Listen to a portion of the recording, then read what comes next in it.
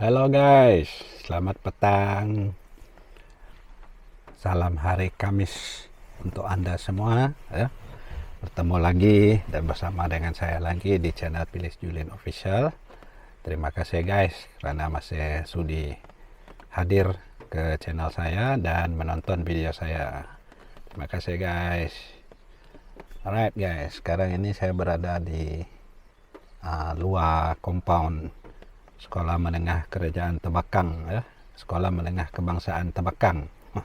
Bukan kerajaan lagi. Sekolah Menengah Kebangsaan Tebakang ya. Saya menghantar anak saya yang kebetulan minggu ini dia tidak bersekolah guys ya. Giliran mereka untuk berehat seminggu, tapi petang ini saya terpaksa hantar dia karena dia nak ikut raptai ya. Raptai untuk hari esok. Esok hari ialah hari penyampaian penghargaan lah untuk beberapa orang pelajar di sini. Anak saya pun ikut juga. Saya sendiri tak tahu penghargaan untuk apa, tapi mungkin juga untuk penyertaan dia dalam English camp beberapa bulan yang lalu lah. Majelis penghargaan ini kalau tak silap saya, anak saya kata adalah kurikulum, co-kurikulum ya, bukan kurikulum lah. Mungkin ada majelis lagi untuk yang kurikulum, tapi untuk petang esok ya, ialah co-kurikulum ya. Jadi saya terpaksa duduk dekat sini lah guys, tunggu panas-panas dalam kereta, nak buka tingkap tak boleh, hujan guys ya, hujan tidak lebat tapi basah lah.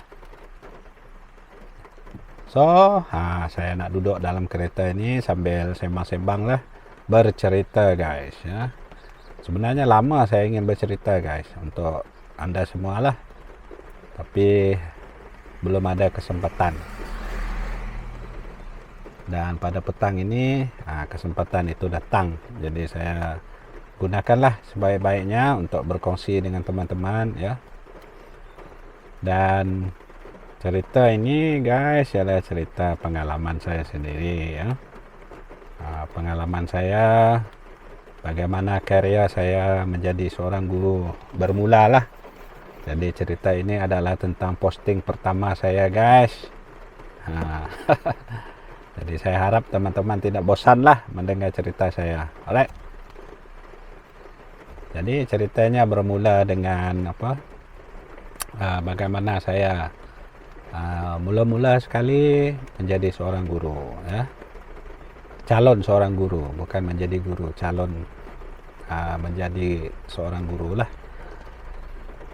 Sebenarnya saya sendiri tidak ada memohon untuk menjadi seorang guru ataupun memohon untuk memasuki maktab perguruan ya. Semuanya dilakukan oleh abang saya lah. Dia juga seorang guru, tapi sekarang sudah bersara tahun ini ya, sudah bersara ya. Jadi dia mohon untuk saya dan juga untuk anak buah saya, anak kakak saya lah.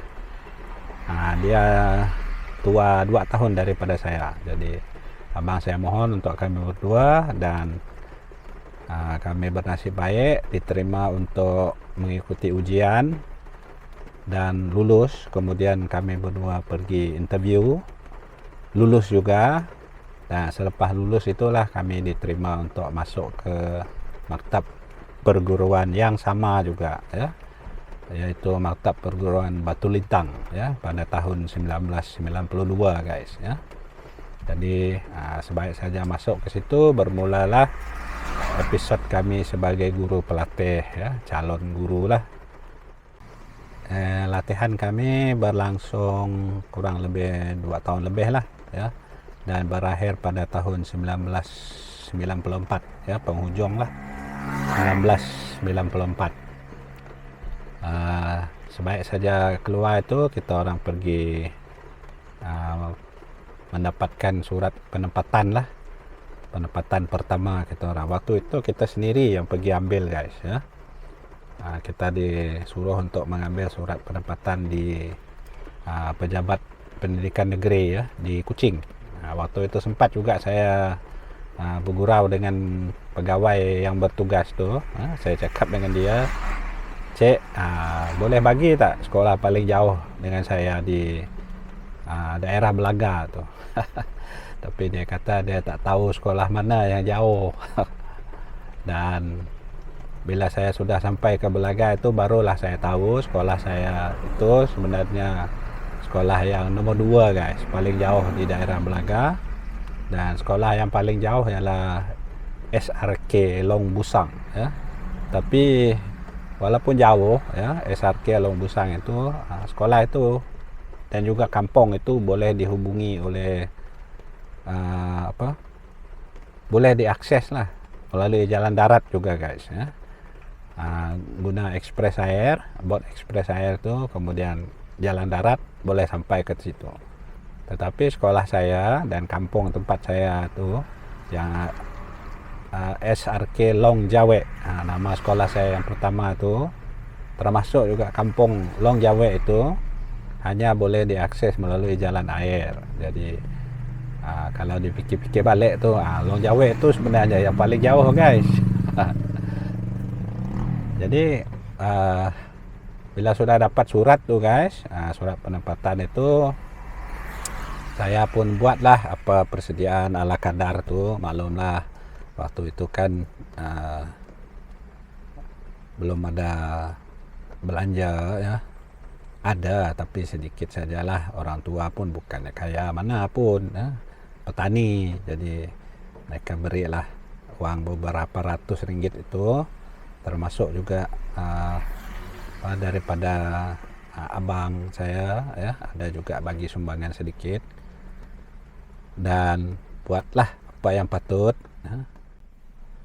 Selepas membuat sedikit persediaan ya, persediaan ala kadar itu, saya pun berangkatlah dari Serian ini menuju ke Bandar Sibu ya.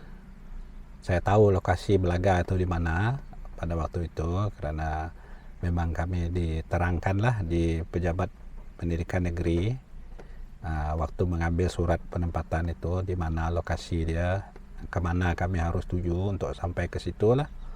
Jadi bila tiba hari berangkat tuh, saya pun berangkatlah dari Serian. Dan kebetulan juga ya, saya bertemu dengan rakan-rakan guru dari maktab lain tuh ya. Saya kenal mereka sewaktu pesta sukan antara maktab tuh. Saya berkenalan dengan diorang lah. Jadi kami sama-sama menuju ke Bandar Sibu waktu itu. Mungkin ada 4 orang lah, termasuk diri saya sendiri ya. Bila sampai di Sibu tu, kita orang pakat lah bermalam di hotel murah saja, kita orang share ya. Dapat juga jimat belanja waktu itu guys. Dan sewaktu membeli tiket bot ekspres juga menuju ke Belaga itu, kita orang diberitahu lah harus bangun awal ya. Mungkin dalam pukul 4 tu lah kita orang sudah bangun lah, dan terus bergegas menuju ke ekspres ya, bot ekspres. Bot ekspres berangkat sekitar jam 5:30 pagi guys ya, menuju ke Belaga lah. Jadi waktu itulah pengalaman pertama saya ya, menaiki bot ekspres yang sangat sejuk dalamnya. Nasib baik saya ada bawa jaket guys. Waktu itu memang sejuk. Walaupun saya ada pengalaman naik bus ekspres ya, memang saya tahu sejuk, tapi tidak sesejuk bot ekspres itu. Aduh, memang sejuk guys, sampai ke tulang rasa sejuknya itu. Jadi sekitar pukul 9 kita orang sampai di Kapit ya, berehat sebentar. Sempat juga pergi naik ke jeti itu, lihat-lihat ya. Kemudian kita orang pun teruslah ke Belaga ya. Mungkin sekitar 2 jam lebih macam itulah dari Kapit tu. Kapit ke Sibu mungkin 4 jam begitulah guys ya. Tapi kalau menghilir laju lagi lah. Kita naik ke hulu memang agak lama lah sebab melawan arus ya. Tapi bila kita orang tiba di Belaga, supaya saja naik ke jeti itu, kawan saya terus cakap pekan Belaga tu macam pekan koboi guys. Bila saya pikir-pikir balik itu betul juga tuh, memang macam pekan koboi. Kebanyakan bangunan kedai yang ada di situ, bangunan-bangunan yang ada di situ dibuat daripada kayu guys ya. Hanya ada beberapa bangunan konkrit lah, yang lain tuh masih lagi kayu. Itu pada tahun 94 tuh guys ya, Desember 94 tuh. Jadi lepas kita orang sampai di Pekan Belaga itu, terus check in dekat hotel murah juga ya. Ada hotel di situ. Mungkin kalau tak salah saya ada 2 tempat tuh yang boleh disebut sebagai hotel lah, hotel murah. Dan lepas check in kita orang terus pergi ke pejabat pendidikan daerah lah untuk melapor diri di situ. Disitulah kami berkenalan dengan pegawai-pegawai yang bekerja di pejabat pendidikan daerah tuh. Dan teman-teman saya waktu itu yang bertiga itu mereka lebih beruntung lah, sebab waktu itu guru besar mereka tuh sudah menunggu di situ guys, di pejabat pendidikan daerah tuh, kecuali saya sendiri. Dan saya terpaksa menumpang perahu guru besar di sekolah yang sebelah hilir kita orang. Sekolah itu dipanggil sekolah SRK Long Bulan ya. Jadi saya terpaksa menumpang perahu guru besar tu pada keesokan harinya lah. Saya terpaksa, sebab guru besar saya tak ada waktu itu. Dan bila saya sampai ke Long Jawe, barulah saya tahu sekolah saya memang tidak ada guru besar waktu itu. Jawatan guru besar tu dipangku oleh penolong kanan 1 kita orang ya. Jadi mau tidak mau saya terpaksa menumpang lah. Jadi melukut tepi gantang kata orang, menumpang lah pada keesokan harinya. Jadi sebelum berangkat itu saya berbelanja juga di Pekan Belaga. Itu pun mengikut nasihat yang diberi oleh guru-guru yang sudah lama berkhidmat di situ, guru besar juga yang dari SRK Long Bulan itu. Dia bagi tahu apa yang perlu dibeli. Saya beli stov lah, stov minyak tanah waktu itu. Saya belilah apa-apa keperluan, beli ration 1 kotak penuh tuh, tapi kotak kecil lah guys ya, sebab saya pun 1 orang saja. Jadi selepas packing apa semua, esok harinya kita pun berangkat lah menggunakan perahu panjang guys ya. Waktu itu saya tak ada terfikir langsung juga guys tentang bagaimana keadaan sekolah saya nanti ya, apa orang yang tinggal di situ, macam-macam yang biasa dipikir oleh orang lain lah. Saya memang tak ada terfikir benda-benda itu semua guys. Yang saya fikirkan waktu itulah nak cepat sampai, cepat berehat, cepat buat apa yang patut di situ lah. Itu saja yang saya fikir waktu itu. Tak ada fikir benda-benda lain. Di mana lokasi dia itu pun saya tak ada terfikir itu. Yang saya tahu naik perahu pergi cepat sampai. Itu saja yang saya ingat waktu itulah. Jadi keesokan paginya kita orang berangkat dalam pukul 9 pagi macam itulah. Waktu itulah pengalaman pertama saya tengok perahu panjang, buatan dia, apa yang minyak yang diguna. Waktu itulah saya tengok bot perahu panjang menggunakan minyak 1 drum tu guys. dua motor, minyak 1 drum, ada spare lagi beberapa tong untuk pergi ke hulu. Jadi saya sempat juga bertanya lah kenapa guna minyak banyak sangat. Waktu itulah baru saya tahu keadaan dia memang begitulah untuk pergi ke hulu melawan arus, ditambah lagi harus melewati jeram-jeram yang berbahaya apa semua. Saya bukan takut guys, saya jadi seronok pula dengar semua benda-benda tu. Waktu itulah saya kenal jeram bakun itu. Waktu sebelum dibuat jadi empangan seperti sekarang ini. First time tengok jeram bakun lah itu guys waktu itu. Orang lain takut, saya jadi seronok pula guys.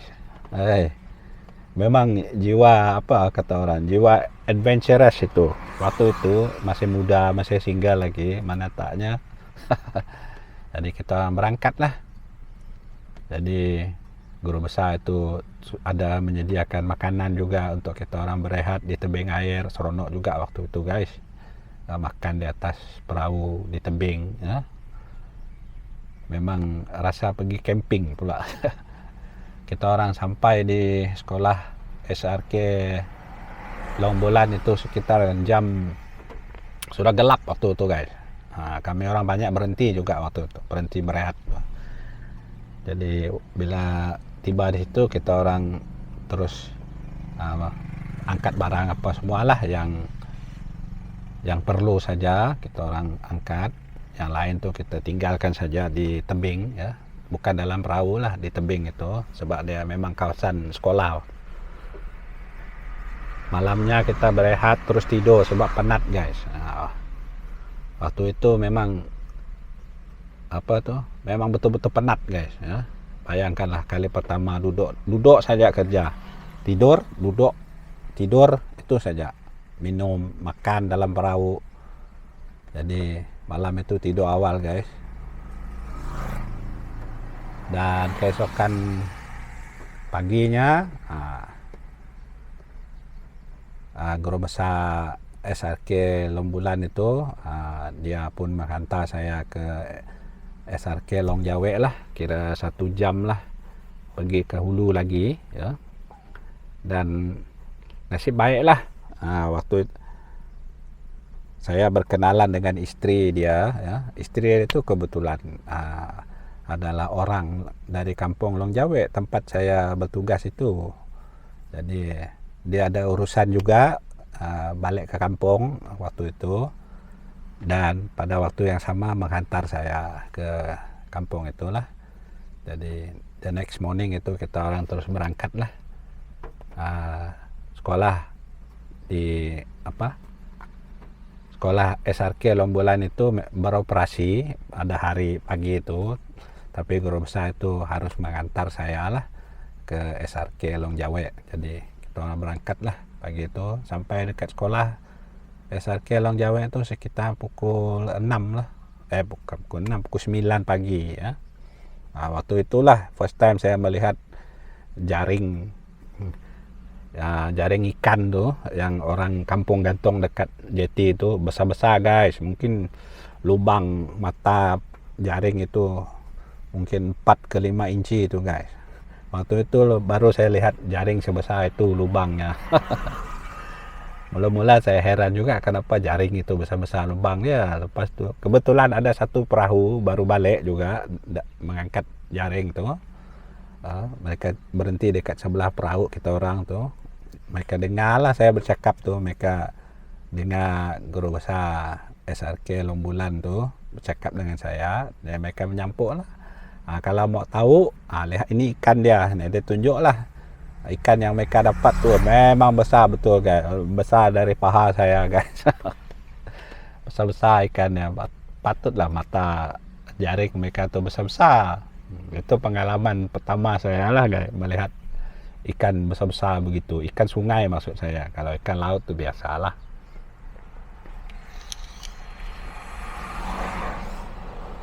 Lepas itu saya pergi ke sekolah lah.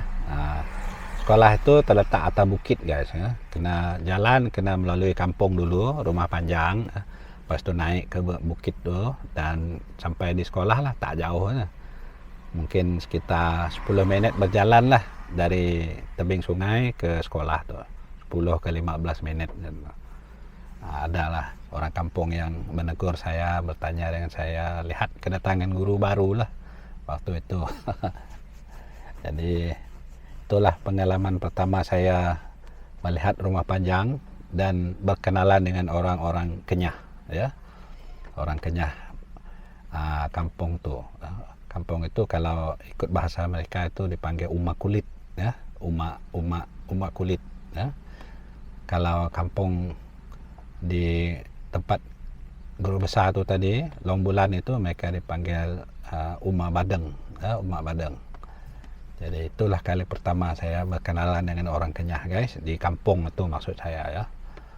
Bercakap dengan mereka ya. Dan yang menarik dia teman-teman, kampung itu ya, mereka tidak jalan atas tanah, guys. Berjalan kaki atas tanah, mereka berjalan atas jembatan. Sebabnya ialah tanah tempat tu, tempat rumah mereka berdiri itu memang macam payak jugalah, becak ya. Jadi rumah mereka tu dihubung dari satu rumah ke satu rumah tu memang jembatan lah, guna jembatan kayu belian tu. Kalau jalan kaki ayam pun tak apa, guys, tidak kotor kaki tu.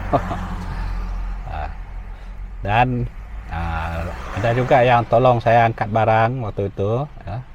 Ada seorang bapak itu yang tolong angkat barang saya pergi ke sekolah. Sampai sekolah saya terus pergi ke Kuartes, terus ditunjuk ke Kuartes. Kuartes saya betul-betul dekat lereng bukit, menghadap kampung juga. Dan apa yang menarik dari Kuartes saya itu, guys ya, kalau menurut apa yang saya tahu lah daripada maklumat yang saya dapat, Kuartes tempat saya tinggal itu ialah Kuartes yang didirikan oleh Kapit District Council di zaman 60-an macam tu lah, 60-an ke 70-an kalau tak salah saya lah. Kayunya memang semua jenis keras, guys ya. Kayu keras, jauh kalah lah Kuartes baru C4 yang dibuat daripada asbestos tu, dinding dia tu, kayu dia memang keras-keras semua. Saya pun heran macam mana mereka bawa bahan-bahan binaan itu dari hilir sampai ke situ, berat-berat lagi itu. Mungkin mereka guna tongkang, sebab waktu itu memang ada tongkang naik sampai ke situ lah, guys ya.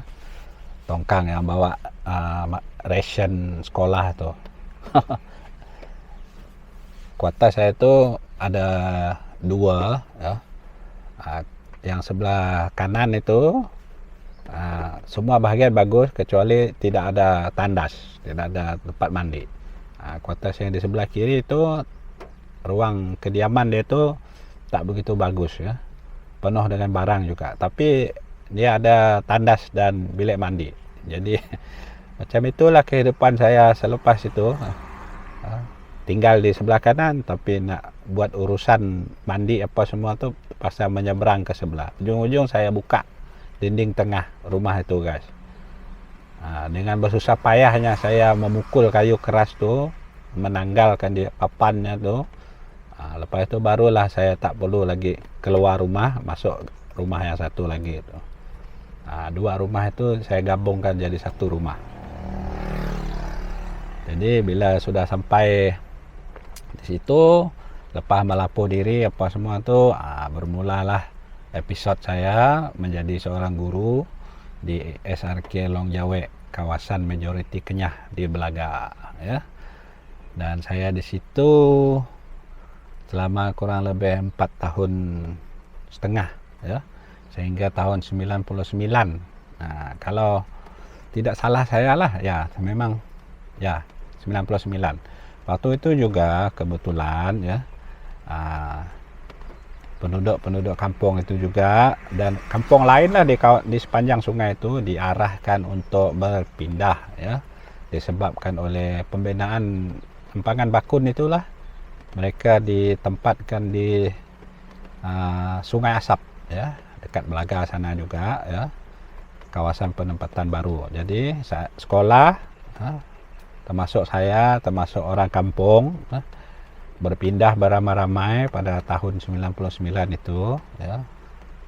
Kita orang berpindah ke Sungai Asap. Saya sendiri berpindah ke SK Batu Keling. Nama sekolah itu SK Batu Keling waktu itulah. Tetapi saya dipindahkan dari situ disebabkan oleh lebih guru ya. Saya dipindahkan ke Kapit, bahagian Kapit waktu itu. Kebetulan juga waktu itu saya terpaksa menghadiri kursus induksi.